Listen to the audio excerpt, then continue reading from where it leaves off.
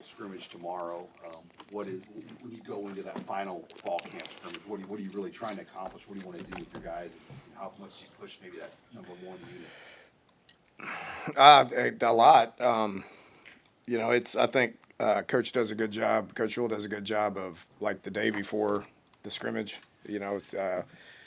From a preparation perspective, not trying to trick them with plays, not really trying to necessarily beat the opponent, beat the defense, or defense beat the offense. It's more about just getting plays on video and teaching situations and stuff like that. We've been through an awful lot of situations, which has been excellent. It's been fantastic. I got to see if we can sustain a drive now. We really haven't sustained drives. It's been all situational stuff. So what we're really trying to get accomplished tomorrow is getting the three groups out there to see if we can get first downs on third down and critical downs and be able to sustain drives. Can we handle a 8-play drive right now? I don't know, because we haven't done it. So that's going to be the main focus for tomorrow. I know that. And they'll all play. It'll be, we did 40 with each group last Saturday. I'm anticipating 40 with each group this Saturday. I know that it's got to be proven in the game, but how have you seen still in progress of just making the routine play, getting the ball out of his hands, and getting it to his playmaker? Yeah, we just keep harping on routine plays, and then those things turn into big plays. We've been explosive at times, which I haven't seen since I've been here. So that's coming together. I think they're buying into it. Camp's hard. This has been a tough camp. It's hard everywhere, and so those guys are doing a good job of getting their bodies ready to get out there and play.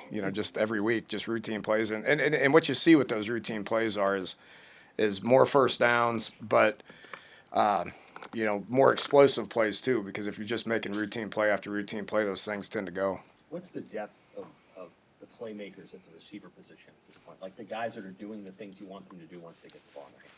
Yeah, I'm not prepared to talk about a depth chart right now. That's probably going to be a conversation for next week, and that's up to the head coach. So I do feel good about, we know what Dane can do. We know what Ja'Cory can do. We know what Isaiah can do.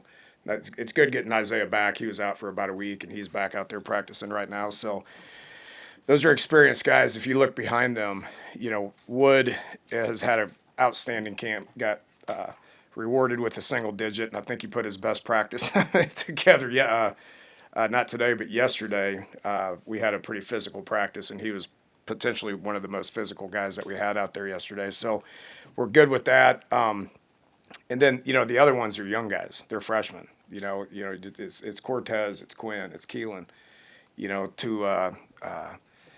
See what they can do. Those guys have been progressing and happy with where we're at from a depth perspective. Obviously, last year, one of the things you talked a lot about with the wide receiver group was blocking. Wide receivers and tight ends, just how's the perimeter blocking been so far? Yeah, I've been very pleased with it. We've worked it a lot. When we say physicality and toughness, we're not just talking about the O-line, right? Everybody wants to say you're a physical offense because you got big, girthy O-linemen that can come off the ball with good pad level. That's true. But it's all 10, even the quarterback to a certain extent has to play with physicality and toughness. So, happy with where it's at. We've had a lot of perimeter drills. We've had a lot of one-on-one blocking, and those guys know how important it is. Dane Key has no issue with getting inside, digging out a linebacker if he's asked to do so. So, in tight ends as well. They're kind of more in the O-line world with front stuff and point of attack and striking people, but then they're gonna motion out, and they're gonna have to be durable and mobile on the perimeter with good technique and good pad level. I've been very pleased with that. How would you characterize what kind of camp Dylan's had? I think good. He's he took one day off just because I usually do that after 2 weeks, give the quarterback a break. From a you have a recovery day, and then I give him another day. It's just for the arm, and nothing was wrong. It's just, but other than that, he's been out there playing every play, playing every rep, playing every period. It's different when he's out there, just from the communication, the confidence. just making routine plays and getting the other ones to come along with him. So his leadership is outstanding. The play is fantastic. He's making throws that I've never seen before, to be honest with you. So I mean, he's in a good spot and he's ready for game day. How much do you think he's improved physically? Have you seen that show up? Yeah, I don't worry about him in the pocket. You know, he's big, he's physical. You know, he can kind of bounce off people and stuff like that. But we do a lot of scrambling with him. You know, like whether it's boots or nakeds or just like him getting out of the pocket, extending plays. I see that like really advanced right now, just compared to what it was last year. You know, just like, and it was a focus for us, and we were making him do it. I'm like, don't throw this one. You need to scramble this one. You know, and so he has scramble, and we're really getting the receivers to understand and buy in to the play ain't over. You need to get to where you need to be able to make plays. So his ability to extend plays, I think, has improved. Him running downfield, getting first downs and stuff, we don't let him do that right now. That's just going to be a game time. If he got it and he needs it, then he can go get it. But I have seen improvement when it comes to that. How is the GoPro film kind of helped with Sometimes it's comedy. It's really good from a communication, like what he hears from me to what he tells people. Checks, you know, just different things that he's saying. You know, flipping calls, and then the fun part is when they snap the ball, and they just start running around, and you know, if they make a play, what their celebration sounds like. What if they miss a play, what their vocabulary sounds like. That part of it's pretty interesting.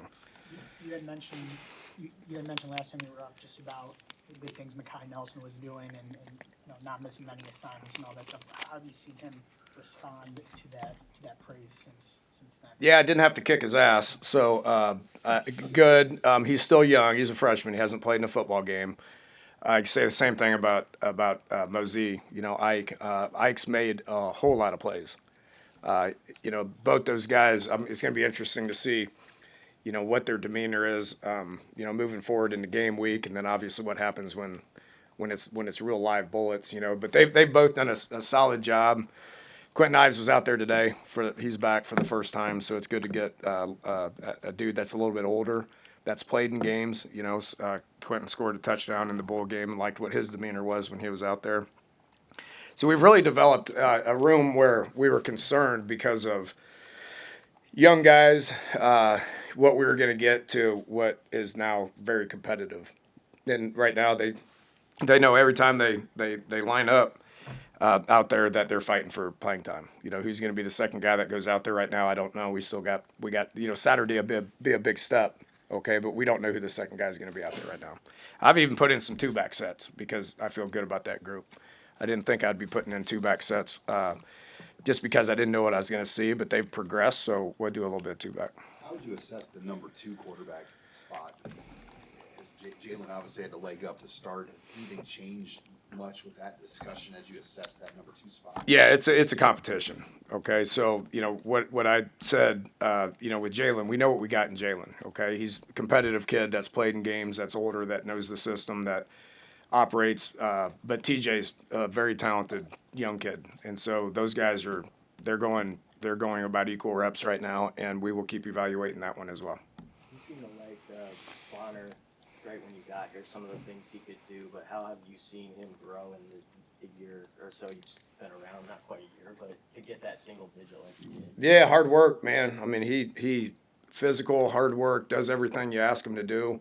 Swiss Army knife, so to speak. I mean, he can flex out and run any routes that we want him to do. We can, you know, move him in and use him in the run game as well. So he's going to do a lot. You know, he's a great special teams player. He's a great leader. Doesn't say a word, just gets out there and plays his tail off with extreme physicality just every single play. So he's going to play a lot. You're going to see number 4 out there thumping people and running routes and making plays as well. How and why? Tell me more about Latif. Like, how was he advanced? What's his camp look like? Yeah, he's talented. He's very talented. You know, he's got a thick lower body, so you know his ability, his mobile ability to be able to keep plays alive is really good. I think he'll tuck it and go and be like a running back type threat. But he was here in the spring, and so this is his 4th time with the install. You know, we did it in winter, we did it in spring, we did it in summer, now we did it in camp. And so it's starting to make more sense to him, you know, so he's able to communicate. He's calm in the huddle. That GoPro for him is critical to hear what he says and what he gets from me and how he says it. And the more reps he gets, the better he's going to be, you know. And so, you know, happy for him to put himself in that position. I didn't know if he would, but he has. Hey Dana, you guys had Tank Dell, it looked like, out at practice last week. You had made comparisons in the past between Ja'Cory and him. What do you think Ja'Cory got out of that interaction? I think he got some confidence. Ja'Cory's best week of practice since I've been here. I mean, he is playing extremely fast. He's playing extremely free. He's making plays. We know what kind of a energy guy he is. I mean, everybody sees the energy that he brings, but he's bringing energy between the whistles now. You know, I love Tank. I mean, the Texans they went to the Greenbrier up in West Virginia for some joint practices and stuff, and so he was just chilling at in Houston. So we brought him up to be around. I wanted to be around him for a couple of days. You know, he's going through a lot just based on the injury and all that. So he's family to me. He's family to DeKeel and Logan. So, you know, having him around was good for him. It was good for us. And then he spent some time with the receivers just to be real with them. You know, they hear it from us, but they're hearing it from a guy that does it at a high level in the NFL. And so I thought that his presence rubbed off on our players. And I think that him and Ja'Cory hit it off. They're Florida kids. You know, they're similar type players. And so I just think some of the stuff that Tank said to Ja'Cory, I can see it translating into how he's playing. Because, like, Tank understood how to play fast. And Ja'Cory's learning and understanding how to play fast. With the scrimmage, and you mentioned seeing if they can extend drive. I mean, this may be a stupid question, but for what you're looking for, is it as simple as seeing if guys can just make plays to extend the drive? I guess, what are you looking for to see how much? Well, that and being able to do it over the course of 7, 8, 9, 10 plays, right? So, like, usually, like, just common practice is like 4 plays, you're out, you know, and receivers every couple plays, which you're always going to rotate those guys. But you know, the quarterback, the running back, the tight end, the O-line, being able to stack 7, 8, 9, 10 plays, being able to sustain drives is being able to, you know, make routine plays and get first downs and be able to stay out there. I mean, that's just where we're at. We got to see if we're going to be able to do that. What do you kind of need to see from young running backs to feel comfortable? It's always ball security. It's assignment and alignment. Just being in the right spots. You know, that's critical. It sounds funny, but it's step number one. And then just, you know, being able to hang on to the ball, you know, and finish runs.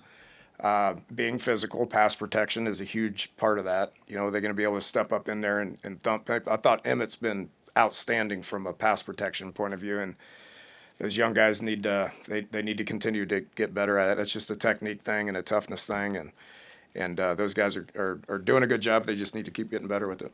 We're talking with Coach Rayola after what have you seen from his offensive line and where you can be looking statistically with those guys? Yeah, continuity is what kind of stands out. I mean, we've probably got our top 8 right now, and you know, those guys are, you know, how they play together, you know, how they're coming together and playing together as one, I think is huge. You know, we got a good, solid, older group. It's great to have Teddy back. It's great to have, you know, Turner back. You know, Henry, you know, missed a lot of the spring and stuff like that. Those guys are older, and they're big, they're physical, they're experienced. But the unit coming together as one is what I've seen in camp, and I think we're playing at a high level up front right now. Awesome. Thank you all.